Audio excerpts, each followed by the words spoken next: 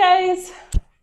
So Mr. Cirque and I, hi handsome, good, have been working on reinforcing the name game, which is where his name in and of itself is a command.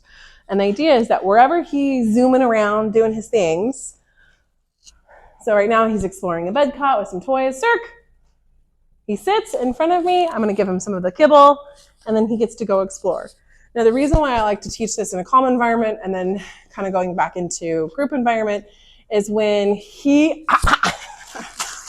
hey little food hound, when he is in the daycare yard and he's sniffing another dog, he's getting pushy with another dog's getting pushy with him, we can use his name as a recall but also as a disengagement. Hi.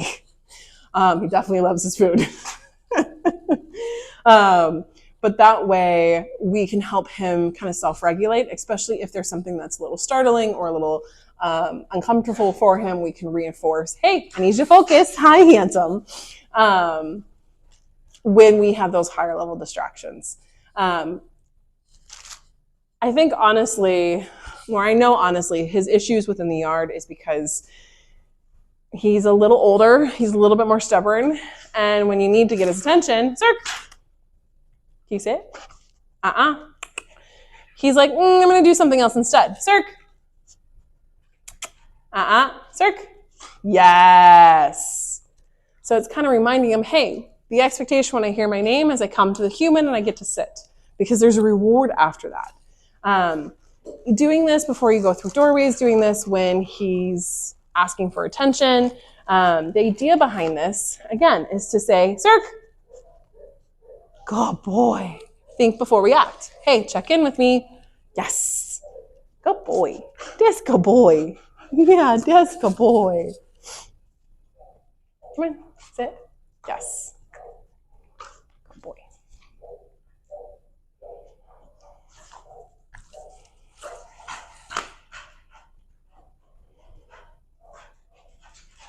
Hi, Zoomies. Hi, Zoomers. No, get out of there. Get out of there. He definitely knows everywhere there's been treat crumbs. He knows where I've hidden things from him before. Every time we get into this room, he has to do his rounds first to make sure that there's nothing that I have missed. This good boy. And that's honestly a good idea for a game with you guys at home, is when he's in his kennel and before you're going to let him out, take a little bit, little bowls of his food, doesn't have to be a ton of it, and place it around the house, and he has to go find it. So this is where we can teach him a go find command. It's a good way to get him engaged. Oh, hi, handsome. It's a good way to get him engaged in thinking and to keep using his nose, especially since as his eyesight is going or his hearing is going, you can't have those. We can encourage senses that are still active, and honestly, they're gonna get a little stronger because some of the others are going out. Hi, handsome. Because when you reach over his head, I don't know if you guys have noticed, but he definitely kind of does a little duck. But when you go under, his head raises and he's like, okay, whatever. But it's the above, which could cause a shadow. It could be how he's perceiving something. Yes, good boy. It's not a bad thing to do to him, but just kind of a thing to be aware of. Hi.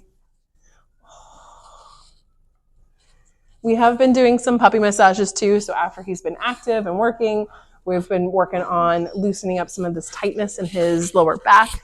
Some of that is just going to help the fascia and the muscles keep moving. It's kind of like us, a little physical therapy never hurts anyone.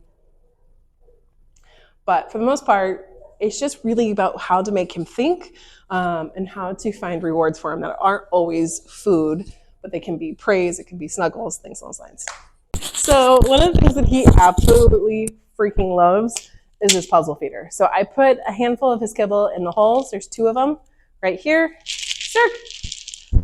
And essentially, he has to knock it around. It's going to spit out his treats in there, and it keeps him engaged. So it's using his nose. He has to follow it. He absolutely loves this thing. So whether it's an afternoon snack, whether it's how you feed his breakfast or lunch to him, this is something I highly, highly, highly recommend because he loves it so much.